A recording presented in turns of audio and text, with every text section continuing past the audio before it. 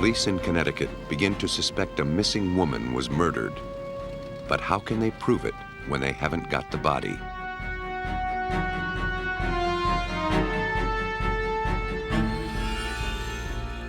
After a 14-year search, a skeleton is found in a well. Is there enough left to determine what happened?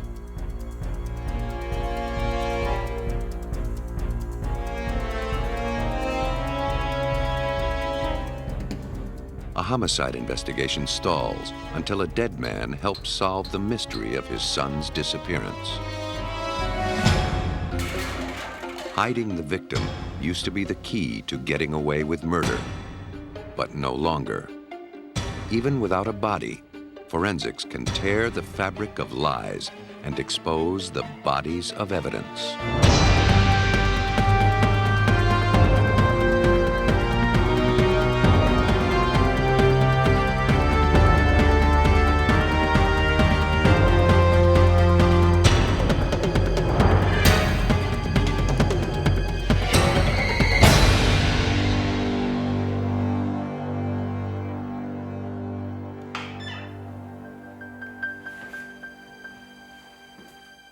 A dead body. It's usually the first clue in a homicide. But without a victim, how can police catch the killer? Without a victim, how can they prove a murder occurred at all? In December 1986, Connecticut State Police were faced with just such a challenge. Hela Crafts, a 38-year-old flight attendant, had disappeared from her home in quiet Newtown, Connecticut. She left behind her husband Richard and 3 children. Her disappearance came as no surprise to Richard. Hela had recently filed for divorce after discovering he was having an affair. The Crafts' nanny, Marie Thomas, was worried.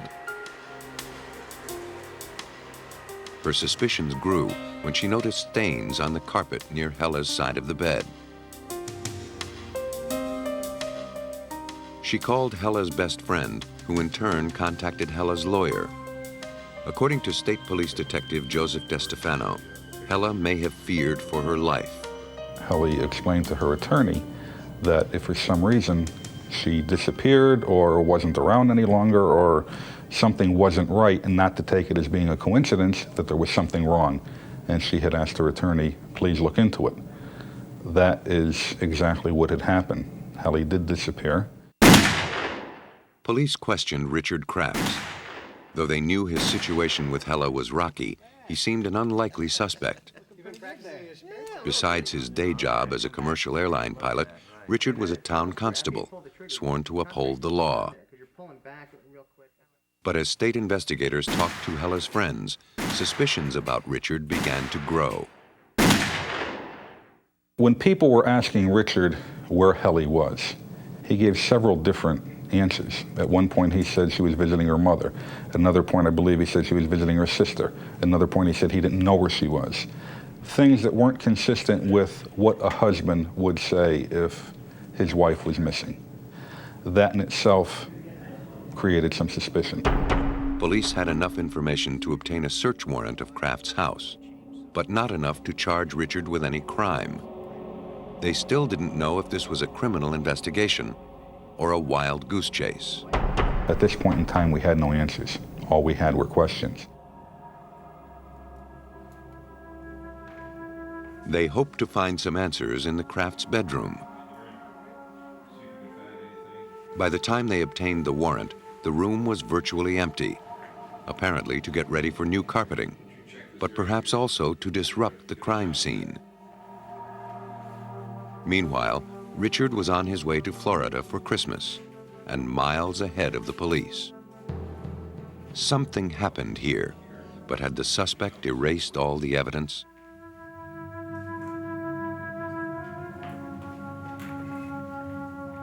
Some of the furniture was discovered in the basement.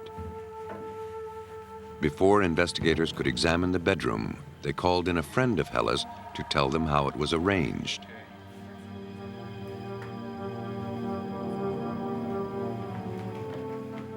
After the room was back in order, the forensics team found stains on one side of the mattress. Blood spatter expert Henry Lee was called in to interpret them. The first time when you hit somebody, usually don't produce spatter. You only can create a wound. When the blood starts deposit around the injury area, from the capillary or the vein, now you have pool of blood. The second time you hit it, then you have spatter. Lee was able to determine from the size and distance the stains spread on the mattress that the blood spattered at medium velocity. That told him a little about the weapon. We know it's some blunt object, but I cannot tell you that's a hammer, an axe, or flashlight. Could be any type of this blunt object. One thing Lee and investigators concurred on. They had found the crime scene, and it suggested bloody murder.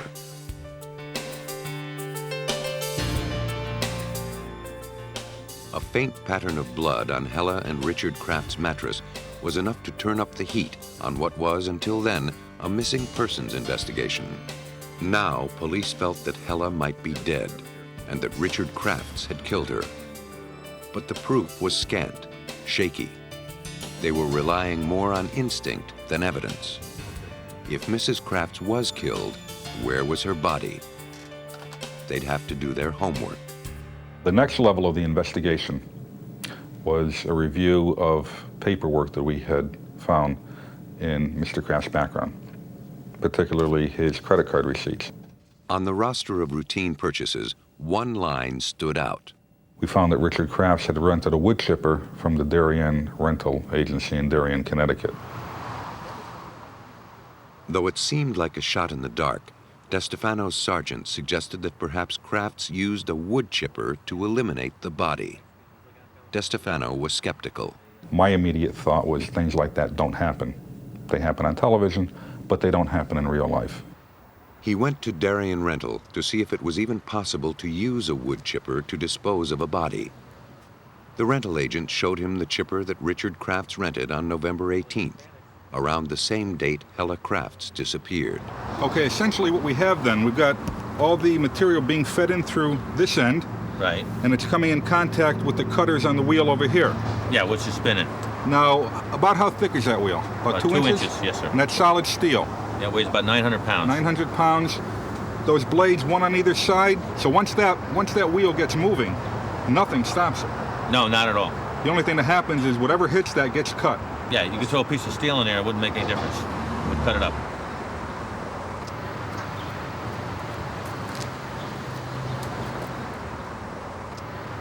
You say that opens up about 12 inches? About 12 inches, yeah. So 1,200 RPMs with a 900-pound piece of metal, two 12-inch blades. No way anything's going to stop that. Not at all. Though the massive blade could make short work of anything in its path, the hopper could only accommodate objects up to a foot wide. It would be impractical to dispose of a body that way, but not impossible. It seemed far-fetched. But while DeStefano was investigating the wood chipper, other detectives spoke with town workers to see if anyone had seen anything that might resemble a clue.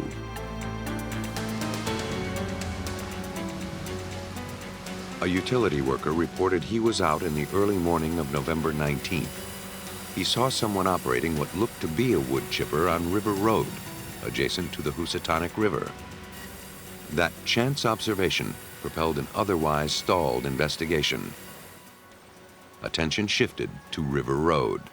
When the investigators got to that location, they did in fact find wood chips on the ground. In exploring the area all the more, they found envelopes with Hela Crafts' return address on them. At this point in time, we had the feeling that we've got something here that's totally out of the ordinary. Investigators gathered 33 bags of debris from the River Road area. The bags were sent to the police station to be poured over piece by piece. Anything that wasn't a wood chip or a leaf was set aside. At first we would find one hair, and not knowing what to do with it, we took a bottle, and we put the one hair in the bottle. We would continue on. We'd find an object that was harder than wood, but softer than stone. So we felt that we'll start another bottle for items such as these. Out of the mulch, a grisly scenario was taking shape. Based on these initial findings, a tent was set up to process evidence on site. Konstantin Karazoulis, the state's chief forensic odontologist, or dental expert, was called in hopes of locating human dental remains. We would collect evidence and bring it into a tent, and we would put it through some water, through a filter, and look for things that were human parts. Circumstantial evidence was piling up. The blood in the bedroom, the wood chipper rental, the unidentified fragments in the wood chips. But there was still no body, and without a body, there was no crime. They needed to find something more definite. Investigators knew they had to turn the case around, or a killer would walk. While evidence of a crime was turning up along River Road, police continued interviewing potential witnesses. One spotted a man with a wood chipper on November 19th on a bridge about a mile south of the River Road site. Divers were sent to the bridge to see what they could recover.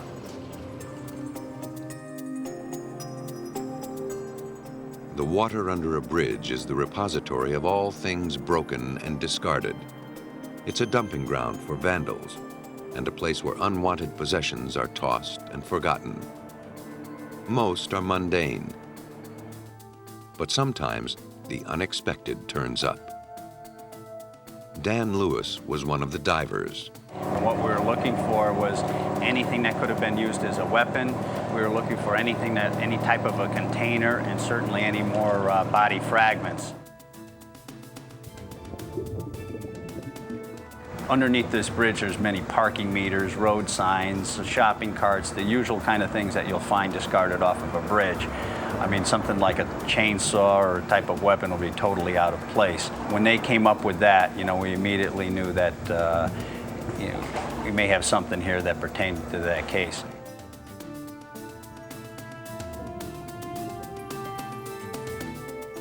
Like everything else in this case, the chainsaw's connection was tenuous.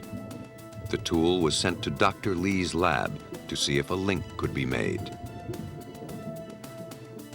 Meanwhile, a mile north at the tent, Detective DeStefano was making a gruesome discovery of his own.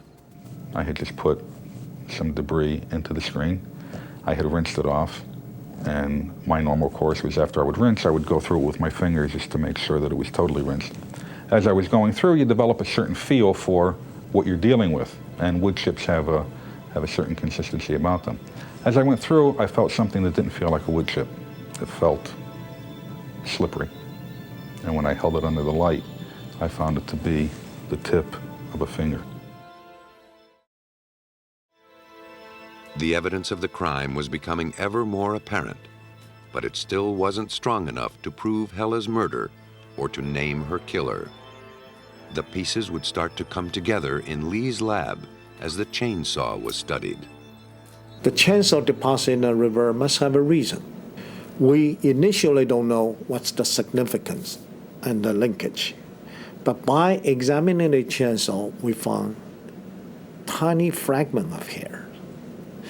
Under a higher power magnification, microscopic examination, we made a determination that's human. Not only human, we noticed this hair was bleached and dyed. To Lee's assistant, Elaine Pagliaro, the bleached and dyed hairs were all too familiar. Over 2,000 of them had already been recovered from the wood chips and examined.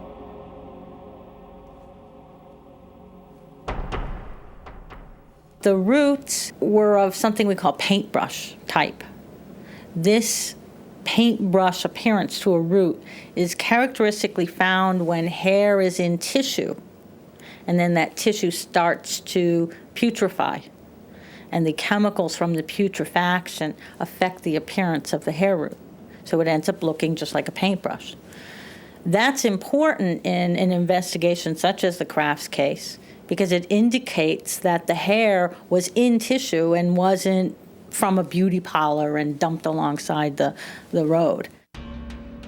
The hairs were then compared to hair from the victim's hairbrush recovered from the Crafts house. They matched. The chainsaw was then taken apart.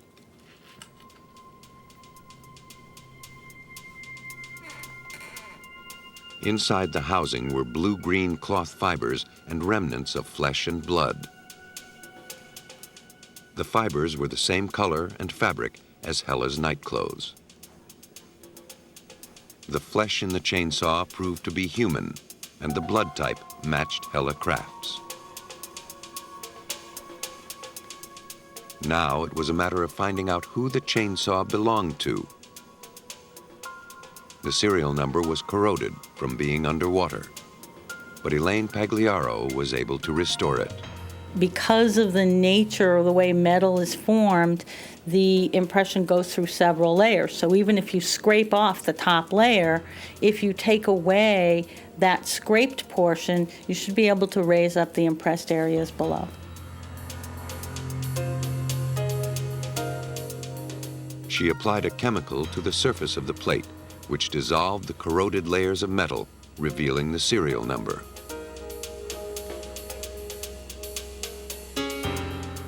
The number is E5921616. All my career, I remember that number. The serial number was traced back to the dealership. The chainsaw had been purchased by Richard Crafts. The forensics on the chainsaw potentially linked victim and killer, but investigators still had to prove that Hela Crafts was truly dead.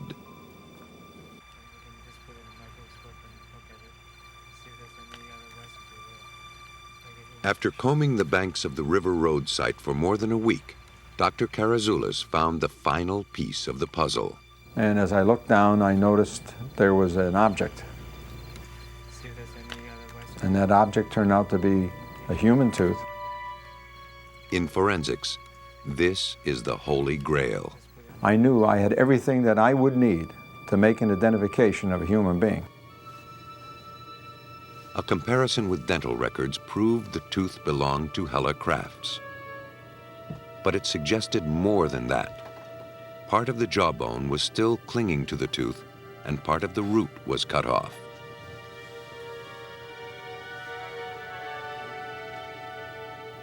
If this tooth were just removed, you wouldn't see this type of a fracture, or you wouldn't see bone attached to it in this way.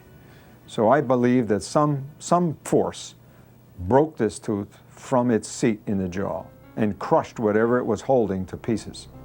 That force could have been a chainsaw or a wood chipper. Richard Crafts could be connected to both objects, and now indisputably to the victim, his wife, Hela Crafts. The circle was closing in on the airline pilot. The condition of the tooth, coupled with the hair and skin evidence, was enough to allow the medical examiner to declare Hela Crafts dead, 2 months after she disappeared.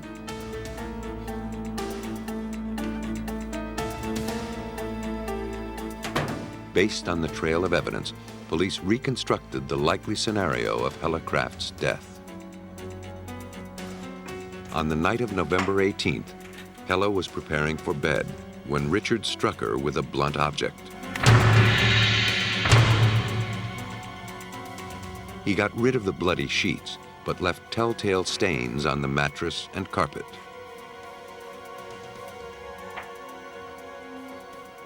He had already rented the wood chipper, probably for some legitimate purpose. Then he realized he had the opportunity to kill his wife and use the chipper to dispose of her body. But he knew the opening in the machine wasn't wide enough to fit a human torso. That's where the chainsaw came in. This isn't something that you would do to an animal. It's just not something that you do. I mean, it's totally beyond the realm of what people do to each other. Only 6 ounces of material from Hela Crafts' remains was ever recovered. Less than 1/1000th of a human body. But it was enough for the police to make their case. Most people don't realize 2 things. Number one, the lengths to which the police will go to investigate a crime. And number 2, the power of forensics. They don't realize the new developments that have happened within the past few years that have revolutionized forensics in criminal investigation. It's incredible what can be done now when you blend science with investigation. For his crime, Richard Crafts received a 50-year sentence. His unconventional way of disposing of the body proved to be his undoing, though it took a battery of forensics experts to prove it. But not everyone has access to those resources. One woman's desperate search for her sister would consume 14 years of her life. Ava Dehart was looking for a good time, but she fell in with a bad crowd. Her circle of friends was a motley group of biker wannabes, a touch of menace in the otherwise sleepy riverside town of Fredericksburg, Virginia in 1982. They hung out at a place called the Joker's Wild, a loose-knit gang with too much time on their hands. Ava's boyfriend was the leader of the group. His name was George Patales, but he called himself George Sparta. He was a man who was more feared than respected. Ava had dated him for 8 years. During that time, their relationship grew more abusive. Occasionally, she'd leave him, but never for long. On July 20th, 1982, Ava left her house to go to work at the Joker's Wild. That was the last anyone ever saw of her.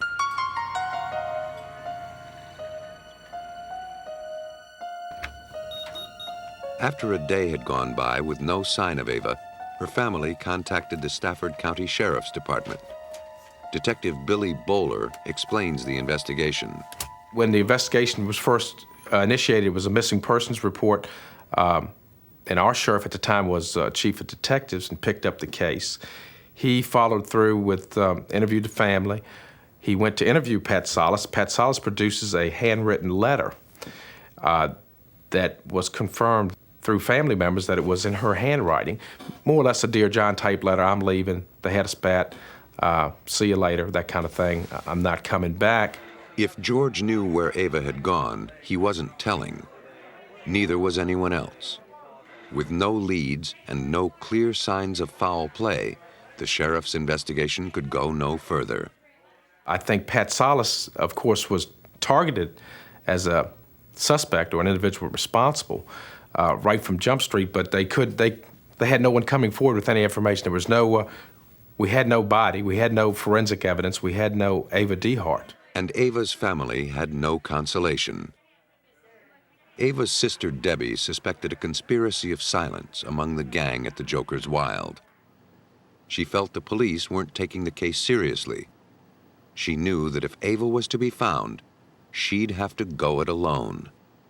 The attitude was a bit hard to deal with in the beginning because I would take them a rumor that I heard or someone that said something, and they would contact me again and tell me they'd followed up on it, and then we'd go through this cycle, this whole roller coaster, emotional roller coaster of going to them and giving them information and then having nothing come of it. And it was very difficult to deal with. Debbie was relentless in her pursuit of the truth. Desperate to find her little sister, she bulldogged every member of the Joker's Wild gang, pumping them for information, taking copious notes. She knew her only hope lay with the surly gang of bikers who said they were Ava's friends. But no one would talk. they were all afraid of George Patales. The weeks unfolded into years, but Debbie endured, even though she was forced to realize her sister was probably dead. My friends say that when I get resolve on an issue, that I don't let go. And I guess I'd wavered in my own heart and mind many times about what I always knew that she was dead, but I'd wavered in my own mind about what could have happened. In 1996, a news story caught Debbie's eye. A story about a woman in a footlocker. Her remains were found in Frederick, Maryland in 1982, the same year that Ava disappeared. Identification techniques weren't as sophisticated then. The body had been misidentified, and the new identification was a young girl, 22 to 26, the right height, the right weight. She was found within 4 weeks of my sister's disappearance and had been missing been in the trunk approximately for 4 to 6 weeks. And so I just really had a very emotional response to that. The search for her sister would lead her to the largest collection of anatomical remains in the United States.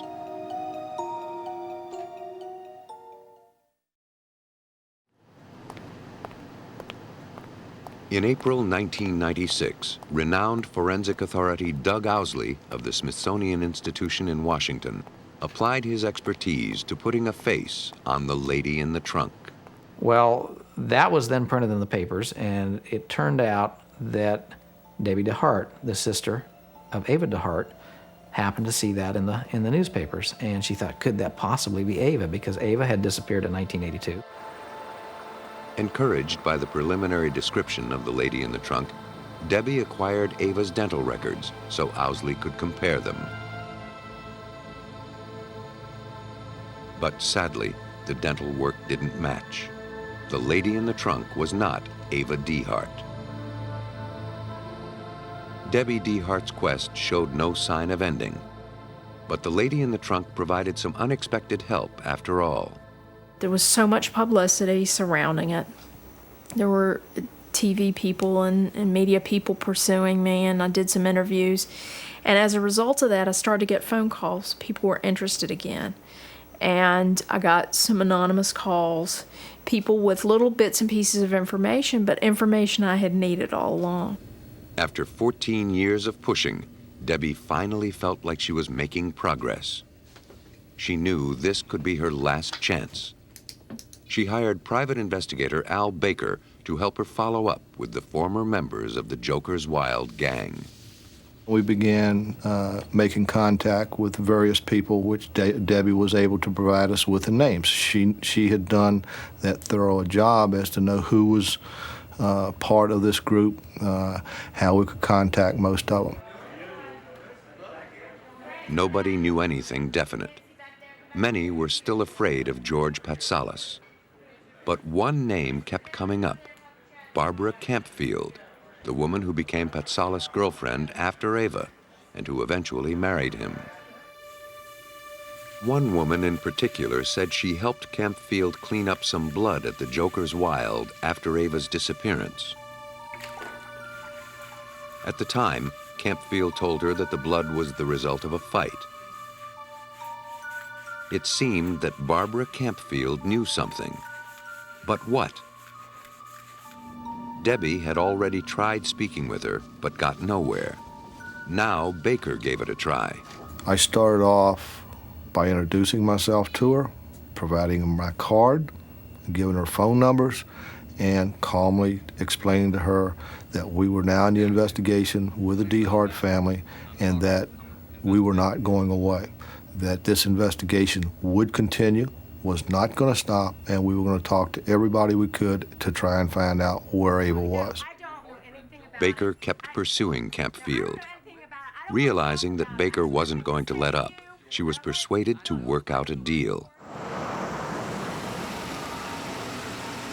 She began cooperating with Detective Bowler and the Stafford County Sheriff's Department. she directed them to an abandoned home site outside of town. Campfield told Bowler that on the night Ava disappeared, George Patales asked Campfield to help him dump something heavy down a well. He told her not to ask any questions. She never dared to. The well was pointed out to us. We subsequently got a search warrant for the property, went there with the assistance of the state police and the Orange County Sheriff's Office, and called the Fairfax County Fire and Rescue folks to come help us actually in the excavation of the well. After making sure the conditions were safe, the fire and rescue workers were slowly lowered into the claustrophobic depths of the well. The hole was less than 2 feet square and 19 feet deep. Soon, the workers were hauling up buckets of soil and debris, years of accumulated leaves and dirt that concealed whatever lay below. Then bones started coming out. They were laid on the ground beside the well so an anthropologist could see what they'd found and what was missing. It was clear the bones were human and female. We found pretty much probably the best part of her whole skeleton in various pieces and forms as we brought those out. Really, they came out in 5-gallon bucket fulls at a time out of the well. It seemed the mystery of Ava's disappearance had been solved. But were these truly her remains? A comparison of the jaw with Ava's dental records confirmed the terrible yet reassuring truth. Debbie Dehart's sister had been found. Well, it's certainly better for us to have found her than to have never found her. I don't think we realized how deep the wound was or how it would never heal if we hadn't found her. For the Deharts, and in the name of justice, Owsley was entrusted with determining how Ava had died. My role is to state what the facts are. And to do that, what you have to do is pay very careful attention to the skeleton, to the bones. And if you know how to read the bones, they just are, it's phenomenal what they can tell you. This particular skeleton of Ava Dehart, it tells you exactly what happened to her, and it also provides all of the clues that helped with the determination of her identification. Owsley studied every inch, scrutinized every fracture to try to determine the cause of death. Was she murdered elsewhere, then dumped in the well? Was she killed by the 19-foot drop? Or was she still alive, trapped, and left to die? The injuries caused by the fall were restricted to the lower half of her body. Fractures in the foot, the lower leg bones, the thigh bones, and the pelvis are the result of being dropped in the well. When she was dropped in the well, her feet hit the bottom, and that caused breakage of some of the bone. As the force goes up the shin bone, then it causes jamming at the knee joint. And in relation to this, then when you look at the distal end of the femur, these fit together like this, the force compresses into the distal end of the femur, and it causes this compression fracturing right here. From the condition of her remains, Owsley determined that Ava was probably dead before she was thrown into the well. This blow to the midface, where it actually broke 4 bones. It broke part of the right maxilla, the left maxilla, and both nasal bones. It just sheared the nasal bones off. And that's telling you that it's coming from her right to left, but it's also going up because there's a slight oblique angle here in the nasal bones.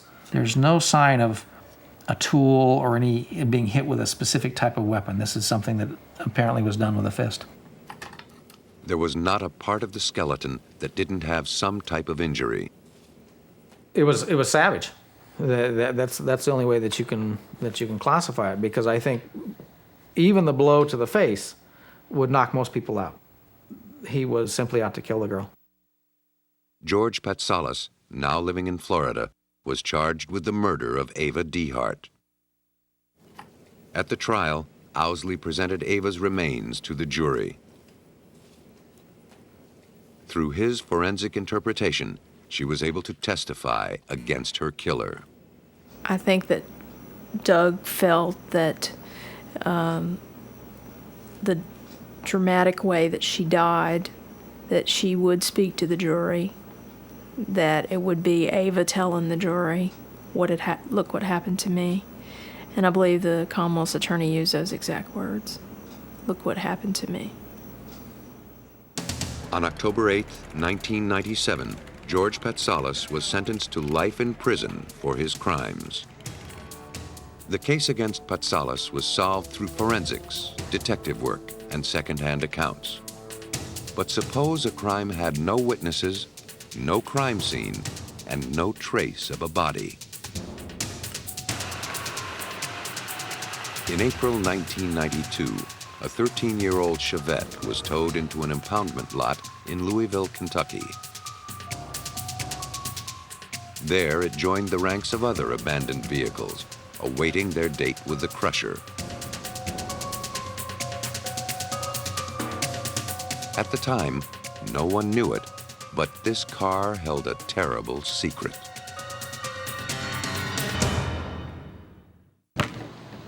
Got it. Go, John. Everyone in New Albany, Indiana, knew that Eric Hbert and Jonathan Whitesides were the best of friends. They worked together in the U.S. Geological Survey, and they played together after work and on the weekends. So it only seemed fitting that John Whitesides was the last person to see Eric Hbert alive. On the evening of January 15, 1991, after a game of hoops with their co-workers, the two drove to the auto shop to drop Whitesides' truck off for repairs before heading home. But by 9:30 that night, Hbert still hadn't arrived at his house. Eric's wife, Missy, said she phoned Whitesides to see if he'd seen him. Whitesides told her Eric had left just a few minutes ago and assured her he'd be arriving home any minute. But the minutes turned to hours. At 2 a.m., Missy called Whitesides again. Eric still wasn't home, and she was worried. Jonathan said he'd be right over. Eric never returned. Though Missy had spoken to the police the day after Eric disappeared, she didn't file an official missing persons report until 2 weeks later. Their relationship was becoming strained, and she thought Eric may just have wanted a little time by himself. But now she felt something terrible had happened. Eric was gone too long. He wouldn't have left his 18-month-old son. That wasn't like him. Detective Keith Whitlow of the New Albany Police led the investigation. We began interviewing co-workers. There was rumors that Eric may have had a girlfriend in another state. We checked with that person, and she hadn't seen Eric. So his disappearance was pretty mysterious to everyone. Not only was he gone, but also was his automobile. There was without a trace. But something of interest did come from interviewing Missy's co-workers. Many said that Jonathan frequently picked her up at work. Some claimed that Jonathan and Missy were having an affair.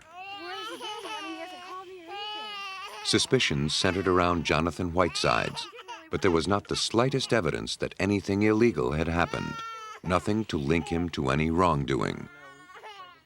The two may have been guilty of indiscretion, but there's no law against that. Months went by. It seemed the earth had swallowed up Eric Hbert and his car. Meanwhile, Whitesides moved in with Missy and her son.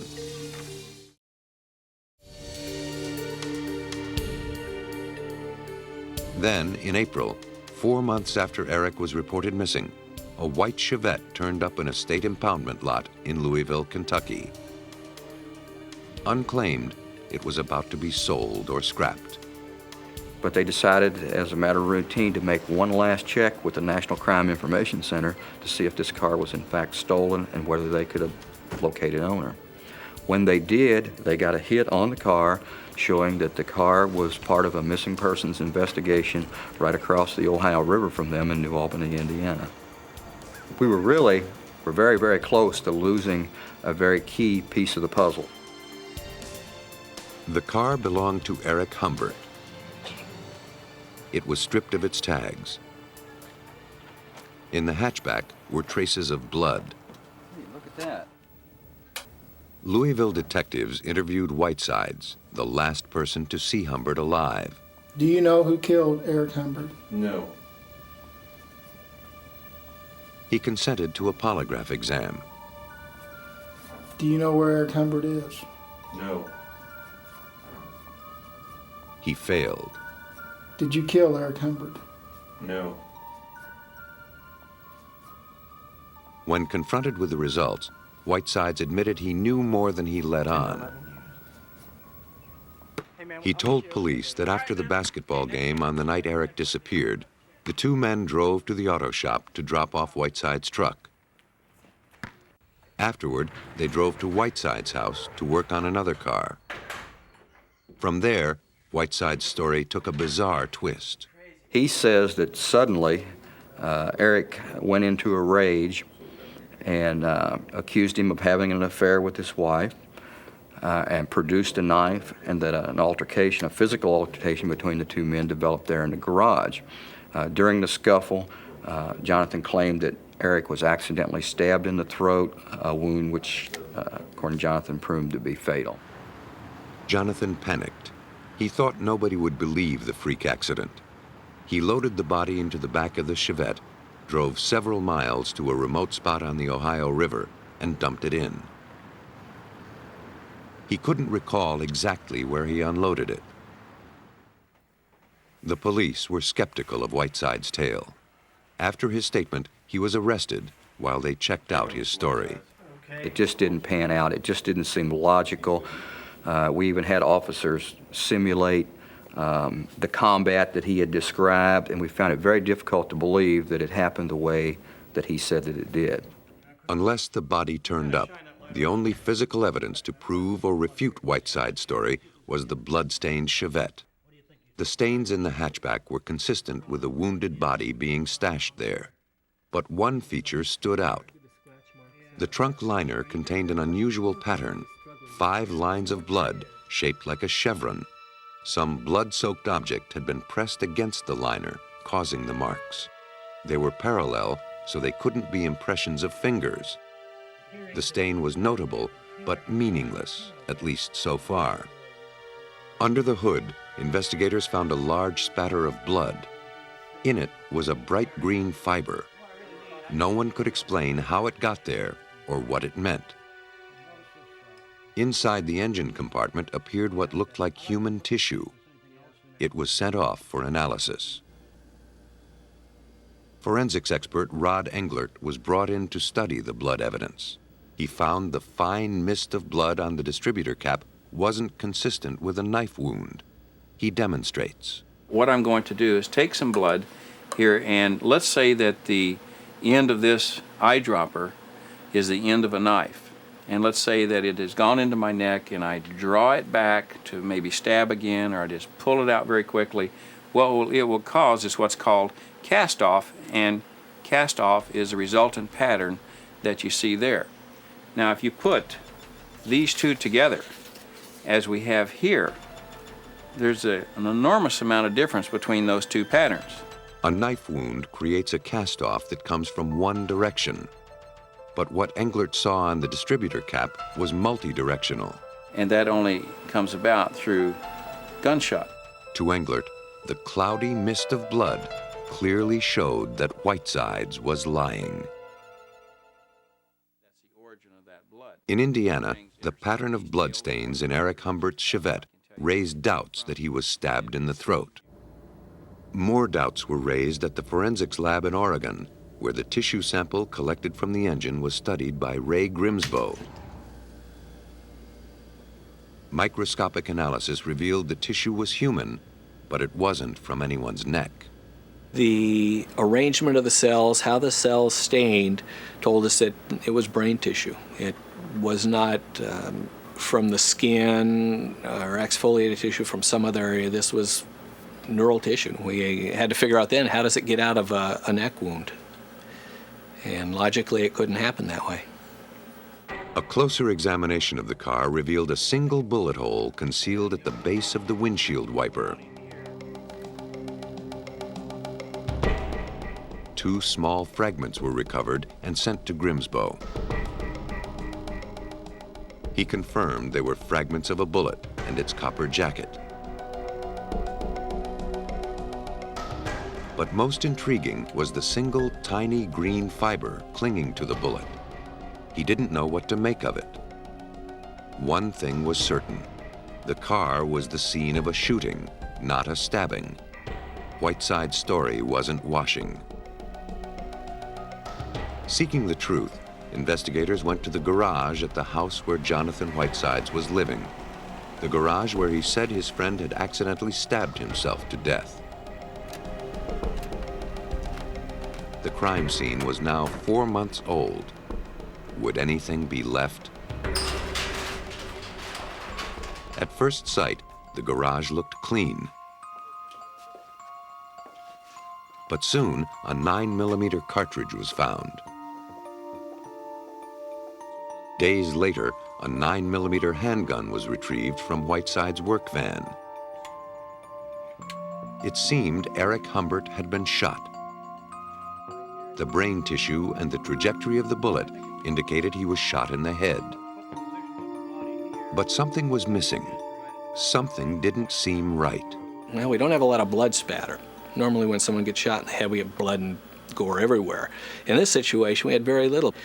So when we were able to identify that tissue, then as coming from brain, basically, the spatter, the bullet fragment, all tended to fit together. This person probably was shot through the head. And the question became, how'd that happen without getting it everywhere? Well, the small green fiber. I think that's when the little light went on in my head that we have green fiber on this bullet. Bingo, that's why we don't have the blood. He had a cap on.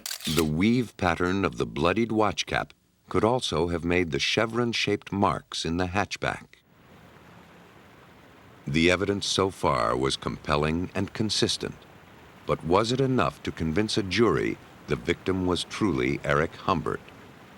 All attempts to find a body met with failure. Our body turned out to be a small piece of brain matter and some blood splatters. The forensics team performed a DNA test on the blood. Problem was, they had nothing to compare it to. To go forward, they'd have to work backward. Blood relatives share similarities in their DNA. The forensics team counted on this to approximate Eric's genetic profile. To identify Eric Hbert required just a paternity test, basically. We did a family history. We had his mother, his 2 living siblings, and his son and his wife. And so we typed them with DNA, and we took the unknown blood and the tissue from the scene, typed it. To assure that the evidence wasn't contaminated, the DNA was tested simultaneously at 2 separate labs. The results were consistent, but investigators were still not satisfied. The forensics team needed to get DNA from both of Humbert's parents to be sure their findings were precise and irrefutable. Permission was obtained to exhume his father, who died several years earlier. DNA was extracted from his father's leg bones. The genetic codes from Humbert's father and mother were compared to the DNA from the blood in the Chevette. We were able to show that, beyond any reasonable doubt, that this would have been consistent with a son of those 2 people. Even without Eric Humbert's body, the prosecution had all it needed to convict Jonathan Whitesides. The prosecution alleged that on the last evening of Eric Humbert's life, he went to Jonathan Whitesides' house to help him fix his car. He may have suspected that his best friend was having an affair with his wife, but he couldn't have known how much his best friend wanted him out of the way. While Hbert leaned over his own car to show Whitesides how he'd made a similar repair in his Chevette, Whitesides pulled out a 9mm pistol and shot his friend execution style at point-blank range. He then loaded the body into the back of the car, disposed of it, and abandoned the vehicle. He thought that by eliminating the body, he'd eliminated all the evidence. He was wrong. Whenever a criminal enters or leaves a crime scene, he always leaves something there. He always takes something with him. And I think that's very, very true. It's just today we are much more capable of finding those things that they take and leave than maybe we were just 10 years ago. The jury deliberated only 45 minutes before finding Jonathan Whitesides guilty of murder. He was sentenced to 50 years in prison. As for Eric Hbert, so far, his body hasn't been found. Eric's mother told me after Jonathan was sentenced, she grabbed me by the arm and she said, please don't quit looking for him. And it's kind of ironic, every time we get information about a body found locally or something, it's like nobody has to say it, everybody goes, you know, I wonder if that's Eric. And not as of yet it hadn't been, but you know, we're still in some way, we're still looking. Not too long ago, when victims went missing, killers went free. Today, the rules are changing. The laws of justice have allied with the laws of science. And even if the victim can't be found, chances are the killer will be.